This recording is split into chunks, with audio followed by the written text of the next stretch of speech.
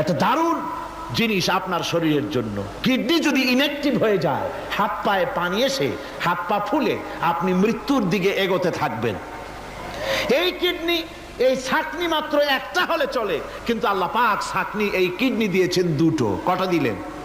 দুটো। একটা যদি কখনো ডিসঅর্ডার হয়ে যায়, আর একটা দিয়ে যেন আমার বান্দা কাজ চালায় নিতে পারে। সুবহানাল্লাহ বিহামদিহি, সুবহানাল্লাহ। চোখ তো একটা হলেও হয়, কিন্তু আল্লাহ চোখ দিলেন দুটো। কটা দিয়েছেন? দুটো চোখ দিয়েছেন, দুটো কান দিয়েছেন। আমি অবাক হয়ে গিয়েছি যখন আমার ছেলের চিকিৎসা চলতেছিল সিঙ্গাপুর মাউন্ট এলিজাবেথ হসপিটালে। 7টা অপারেশন হয়েছে। আমার ছেলে কারিবুল মত, একেবারে মৃত্যুর দুয়ারে চলে গিয়েছিল। 7টি অপারেশন, 40 ব্যাগ রক্ত লেগেছে। 2.5 ফিট তার ইন্টেস্টাইন কেটে ফেলেছে, 2.5 ফিট খাদ্যনালী কেটে ফেলে দিয়েছে। আমি ডাক্তারকে জিজ্ঞেস করলাম, সার্জনকে, 2.5 ফিট তার খাদ্যনালী তুমি কেটে ফেললে, তা আমার এই ছেলে খেয়ে হজম করবে কি করে? তার খাওয়াটাও প্রবলেম হবে না? ডাক্তার আমাকে যা বলল, শোনা মাত্র আমার চোখে পানি এসে গেল। ডাক্তার বলল, তুমি জানো না, আমি তো মাত্র 2.5 ফিট কেটেছি। তোমার স্রষ্টা, এই পৃথিবীর স্রষ্টা মানুষ যিনি সৃষ্টি করেছেন, প্রত্যেক মানুষের পেটের ভিতরে এই খাদ্যনালীকে রব্বুল আলামিন 22 ফিট লম্বা করেছেন। 22 ফিট লম্বা আছে এটা। আমি তো মাত্র 2.5 ফিট কেটেছি। কোন প্রয়োজনে যদি কাটতে কাটতে আরো কাটা হয়, 10 ফিটও কাটা হয়, কষ্ট হবে না। সুবহানাল্লাহ বিহামদিহি। তার শ্বাস নেওয়ার জন্য, প্রশ্বাস নেওয়ার জন্য কি ব্যবস্থা আল্লাহ পাক করেছেন। হার্ট, মানুষের হার্ট বিট হচ্ছে, এটাকে হার্ট বিট যেটা হয়, সংকোচন সম্প্রসারণ। এই যে মানুষ, ডাক্তাররা বলে রোগী হার্ট অ্যাটাক করেছে, হার্ট অ্যাটাক করেছে। হার্ট অ্যাটাক করলো, অ্যাটাকটা কি? অ্যাটাকটা হচ্ছে সংকোচন সম্প্রসারণ, সংকোচন সম্প্রসারণ, এরকম হচ্ছে। ফট করে এটা অ্যাটাক করলো, আর যদি ছেড়ে না দেয়, এটাই অ্যাটাক করা, এটাই তার জীবনটা শেষ হয়ে যাওয়া। ডাক্তাররা বলেছেন যে মানুষের শরীরের সবকিছু চিন্তা করে, গবেষণা করে বহুত কিছু বুঝেছি, কিন্তু হার্টটা এরকম পাঞ্চিং কেন করে, এই জিনিস আজও পর্যন্ত আমাদের মাথায় ঢোকে নাই। সুবহানাল্লাহ বিহামদিহি। আল্লাহ পাক কি সুন্দর করে এই পাঞ্চিং এর মাধ্যমে, হার্ট যেভাবে করতেছে, এই পাঞ্চিং এর মাধ্যমে সমস্ত শরীরের রক্তগুলি পা থেকে শুরু করে মাথা পর্যন্ত সব ছড়িয়ে দেওয়া হচ্ছে। এভাবে এভাবে ছড়িয়ে দেওয়া হচ্ছে যাতে করে মানুষ জীবিত থাকে, শরীরের রক্ত গরম থাকে, হিম শীতল হয়ে মানুষ যেন মারা না যায়। এই জন্য আল্লাহ সুবহানাহু ওয়া তাআলা এত সুন্দর ব্যবস্থা করেছেন। এক সময় আঘাত পেয়ে অনেকগুলি রক্ত যদি পড়ে যায়, মানুষ রক্ত শূন্যতায় মরবে না, আবার খানিকটা রক্ত রিজার্ভও থাকে। আল্লাহ পাক রিজার্ভ করে রাখেন। স্পঞ্জের ভিতরে পানি থাকলে উপর থেকে টের পাওয়া যায়, ওরকম খানিকটা রক্ত আল্লাহ শরীরের ভিতরে রিজার্ভ করে রেখেছেন। এই জন্য বড় বড় ডাক্তাররা, বড় বড় ডাক্তার, বড় বড় বিজ্ঞানী কখনোই নাস্তিক হয় না। এই সব দৃশ্য দেখে তারা মনে করে নিশ্চয়ই একজন কেউ আছেন যিনি এগুলি তৈরি করেছেন, এগুলি এমনি এমনি হয় নাই। যিনি তৈরি করেছেন তিনি কে? তিনি হচ্ছেন আল্লাহ সুবহানাহু ওয়া তাআলা। তিনি এগুলি সৃষ্টি করেছেন, তিনি এগুলি তৈরি করেছেন। ওই আল্লাহ পাকের কাছেই আমাদের সকলকেই ফিরে যেতে হবে।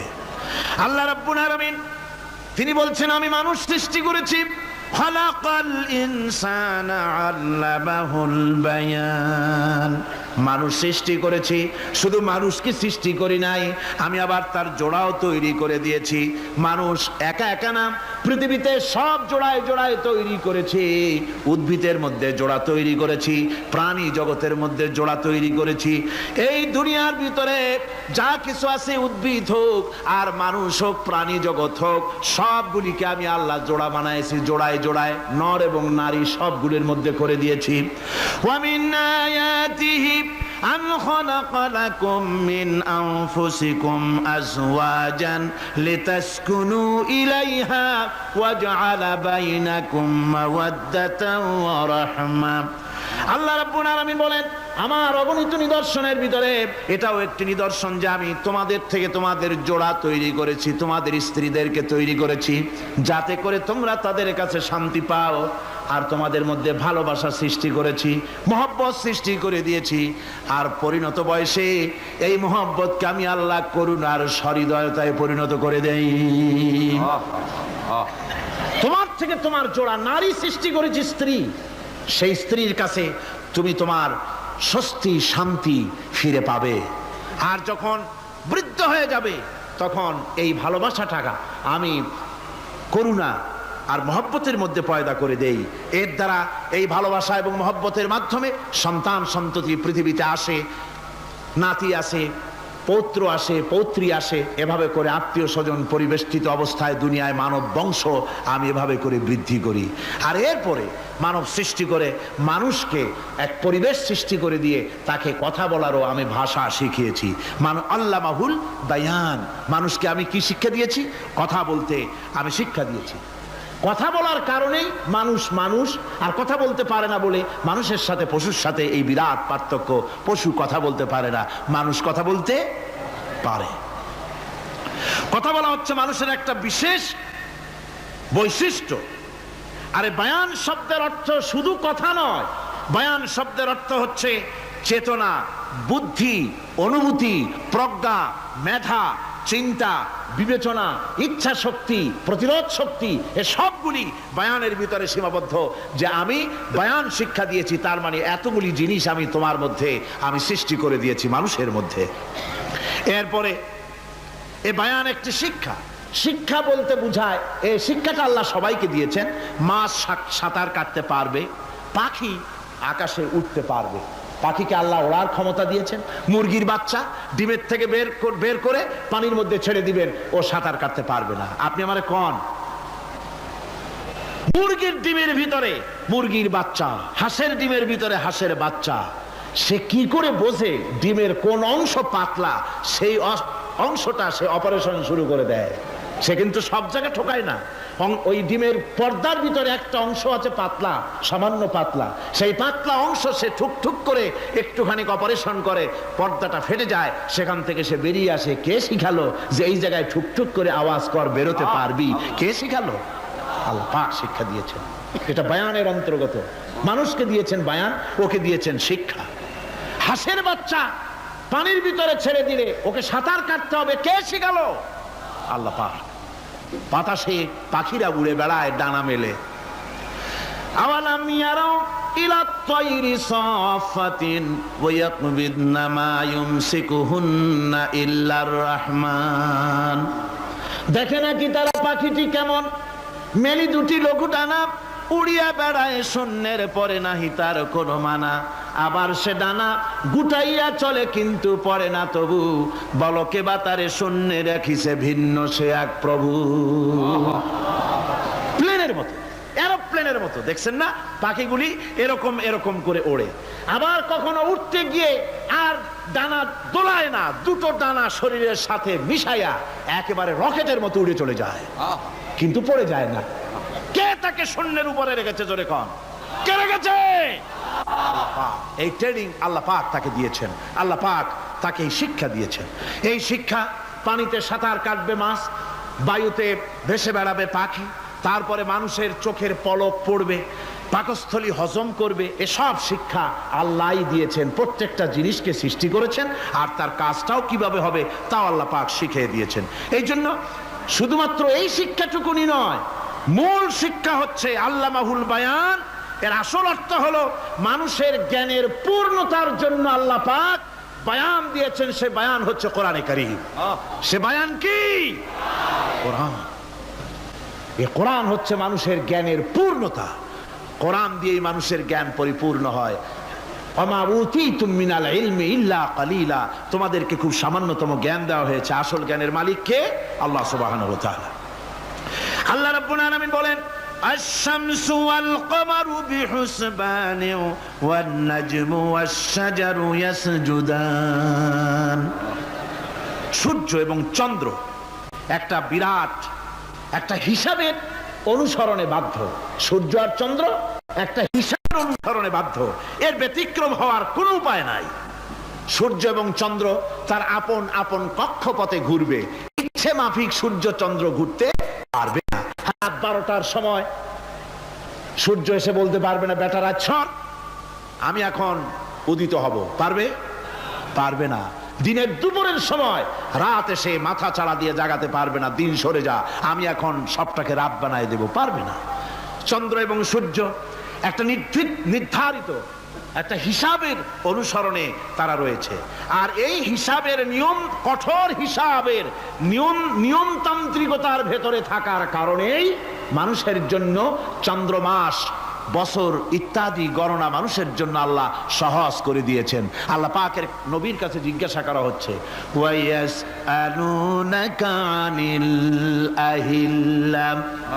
ও নবী, আপনাকে প্রশ্ন করা হয় চাঁদ সম্পর্কে।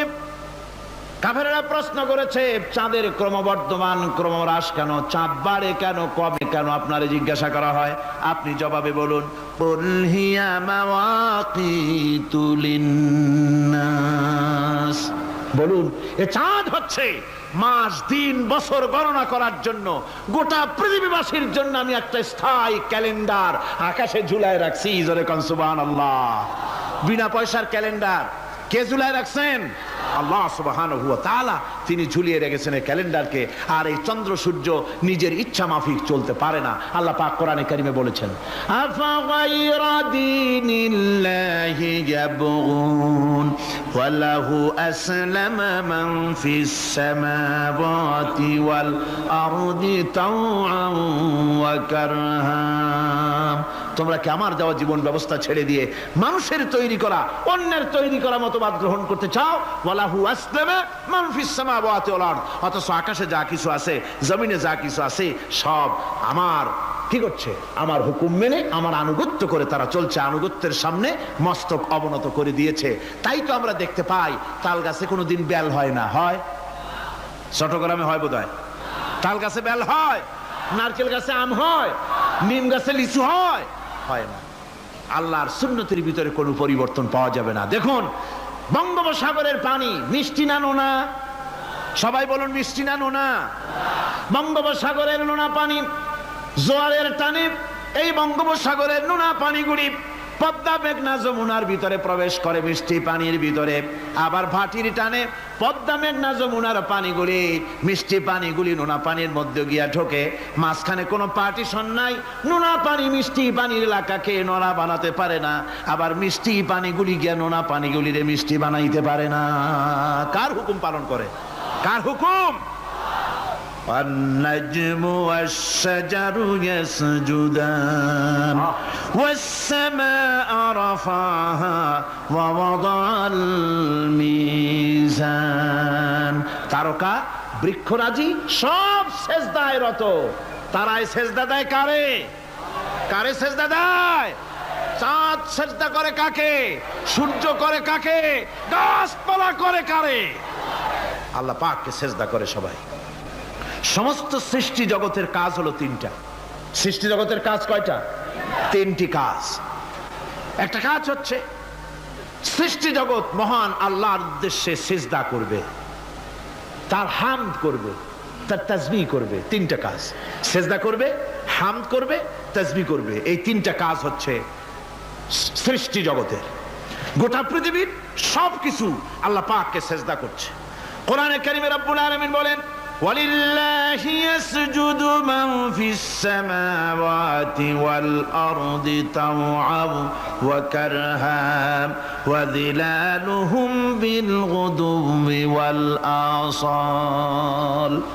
আল্লাহ পাক বলেন, আকাশে যা কিছু আছে, জমিনে যা কিছু আছে, সব কিছু আমার সেজদা করে। এমনকি গাছগুলি, গাছও আমার সেজদা করে। গাছগুলি সকাল বেলায়, গাছের ছায়া সকাল বেলায় আর বিকাল বেলায় নিজের ছায়া লম্বা করে দিয়ে আমার সামনে সেজদায় পতিত হয়ে যায়। গাছগুলি আমাকে সেজদা করে। তারকা সমূহ, চন্দ্র, সূর্য সব আমাকে সেজদা করে।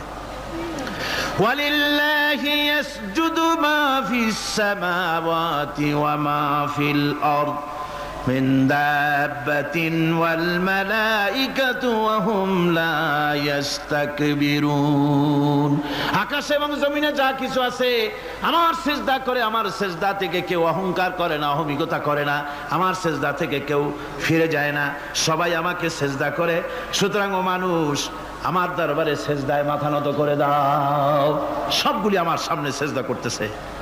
আলাম তারা আন্নাল্লাহা ইয়াসজুদু লাহু মান ফিস সামাওয়াতি ওয়া মান ফিল আরদ ওয়াশ-শামসু ওয়াল কামারু ওয়ান নুজুমু ওয়াল জিবালু ওয়াশ-শাজারু ওয়াদ-দাওয়াবু ওয়া কাসীরুম মিনান নাস। আল্লাহ পাক বলছেন, আকাশ এবং জমিনে যা আছে সব আমাকে সেজদা করছে। চাঁদে, সূর্যতে, গাছপালায়, পাহাড় পর্বতে, সবকিছু, সমস্ত প্রাণী জগৎ পর্যন্ত, চতুষ্পদ জন্তুগুলি পর্যন্ত আমি আল্লাহকে সেজদা করে। সুবহানাল্লাহ। আমার বন্ধুগণ, এরপরে সর্বশেষ আমি শেষ করে এনেছি আর মাত্র দুটি আয়াত আপনাদের সামনে বলে আমরা যাব আকর্ষণীয় মুনাজাতের দিকে ইনশাআল্লাহ। সবাই বলেন ইনশাআল্লাহ। আল্লাহ রাব্বুল আলামিন এবার বলেন, ওয়াল আরদা ওয়াদাহা লিল আনাম ফিহা ফাকিহাতু ওয়ান নাখলু যাতুল আকমাম। আল্লাহ পাক বলছেন, পৃথিবীকে তিনি সমস্ত সৃষ্টির জন্য এই পৃথিবী বানিয়েছেন। আনাম, আনাম শব্দের অর্থ হচ্ছে জীব, জানদার। যত জানদার আছে সমস্ত জানদারদের জন্য আল্লাহ পাক এই পৃথিবীকে বানিয়েছেন। অর্থাৎ যাদের প্রাণ আছে, প্রাণী সময়ের জন্য আল্লাহ যা সৃষ্টি করেছেন সেটা হলো এই পৃথিবী। এই পৃথিবী ছাড়া অন্য কোথাও কোন প্রাণী বসবাসের উপযোগী করে আল্লাহ তৈরি করেন নাই। এই পৃথিবীটা কি আল্লাহ পাক প্রাণীদেরকে বসবাসের উপযোগী করে তৈরি করেছেন। তারপরে বলছেন, পৃথিবী তো তৈরি করলাম, এরপরে আমি তাদের সমস্ত খাবার দাবারের ব্যবস্থাও করেছি।